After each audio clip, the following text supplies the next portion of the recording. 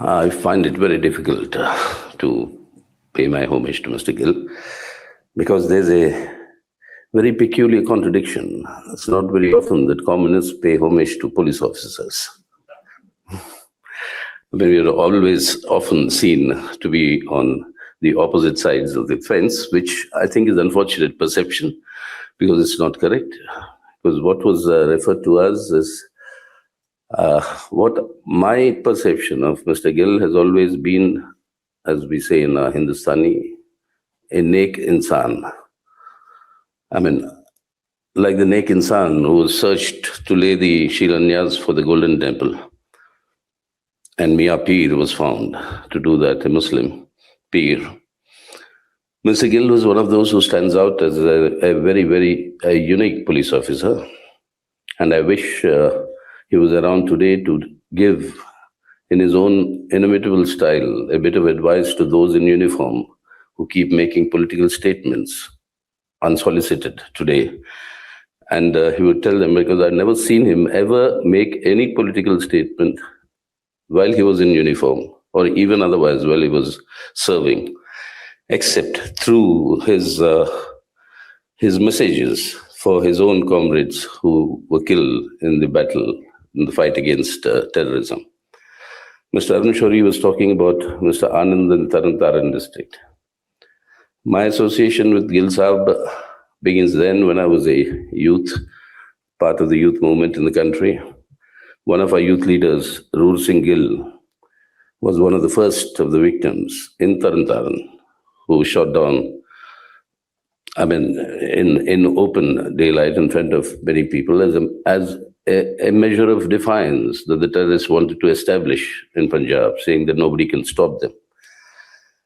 And when Roor Singh Gill died, Tarn Taran was exactly like what Mr. Arun Shourie was describing, that it was about to go. If it went, the cluster of districts would have gone.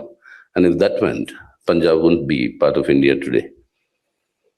And God forbid, what else would have followed after that? But he was the first of our comrades who died. The first among the 200 odd of the CPM people who were killed in that battle.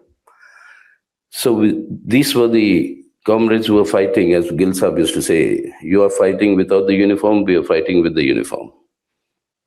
And that association went on for a long time. I can go on giving so many instances. Go to a conference, Gill Saab would not communicate with me naturally. I was a young man, but he would only keep sending messages to Comrade Surjit to say that you tell your comrades to not go there or do this or do that. We were having a youth conference. I got a message from my party general secretary saying, don't go there. I said, how can I not? Because it's all been done and it was a good conference. But our secretary, he came to the station to see me off, and we used to have 303 rifles. And you used to have the extremists with AK-47s. Only advantage of the 303, like Gill Saab used to explain, is that its range was longer than the AK-47. So he says that the terrorist is a little afraid. If you see somebody with a 303, that he'll be able to get him before his bullets can reach you. Well, that apart, the secretary came to see me off at the station. He went back home. By the time I reached Delhi, get a message that he was shot dead on the way back. Those were the days. And that was the sign of terror, which very few today can actually imagine unless you live through that period. And then he would have, and I think he was the first one to have started this, that a pilot with a huge antenna in front of him that will give him the radio signal if there was something that was lying around. And I said, does this really help? He says it doesn't really help, in an honest way. Like many said, Gill Saab was a very basic human being. He said, of course it doesn't help, but it frightens the enemy, you see. You think that there's something wrong in this, when there's a huge antenna, etc. And then he says, that is half the battle won, if you can disarm the enemy.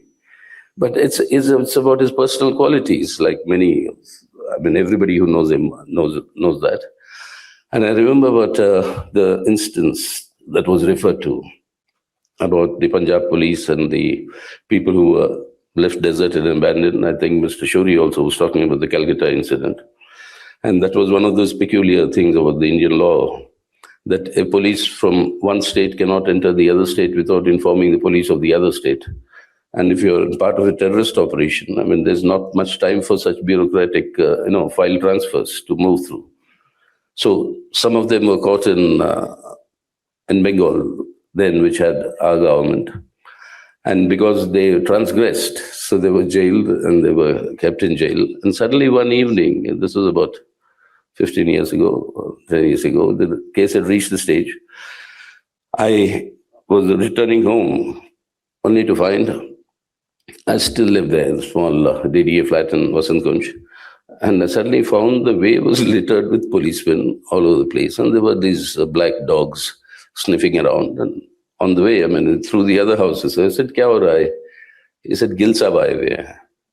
I said, "Kahan pe aaye hue hain? I didn't think you came to, I mean, normally he would have picked up the phone and, talked to me."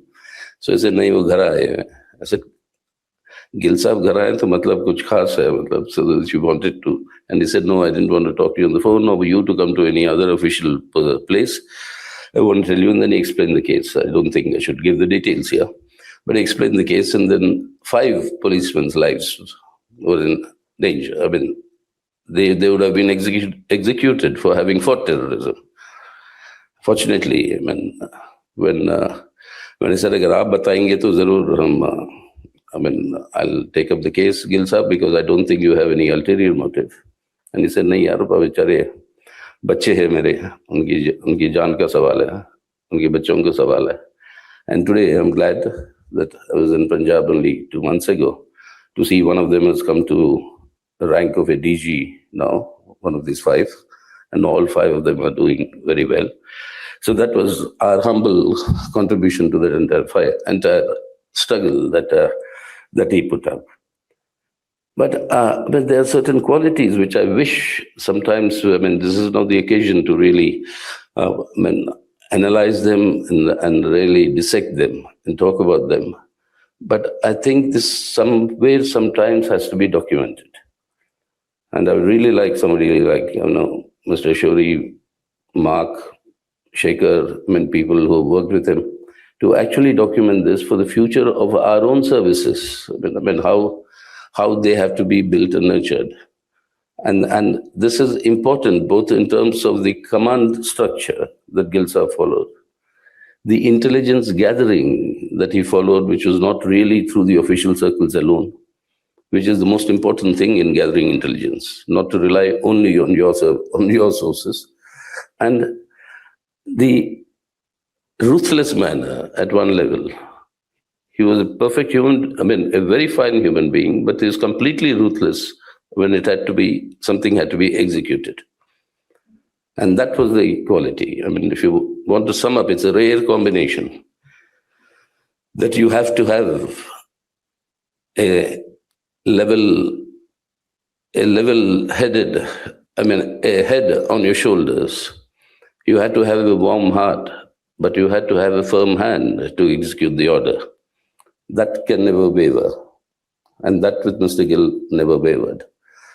And I think it's been a very fine officer. In the evenings, I mean, even through the height of terrorist things, I would be there with Mr. Surjit on one of these programs, and he would be taken off to some isolated guest house, somewhere there and kept there.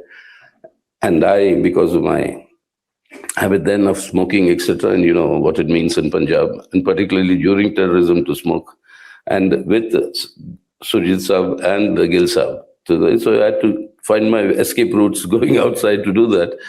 And the way he one day scolded me, saying that, "Ek cigarette ke liye jaan de dega tu? Kaisa communist hai tu? Iske liye." So then, I mean, then by the time he's out of his uniform, he's a different man altogether, completely human, very warm, and very good. And that's why I think I can go on on many other thoughts, but I don't think this is the occasion. But I hope we'll have a time when we can all compile all our experiences. But in the end, I can only say one thing. And he was very fond of Sher-o-Shairi. He had a wonderful memory of all the English poetry that he read. And he could always, with a drop of a hat, tell you, recollect a share and tell you. But the only share that I think is befitting for him would be like somebody said, ये न पूछो जिंदगी में कितने पल है, ये न पूछो जिंदगी में कितने पल है, ये पूछो हर पल में कितनी जिंदगी है. And that is what I think his life was, full of life in every moment. That's how he lived it. And I wish that we'll have more such people for our country and for our future. Thank you.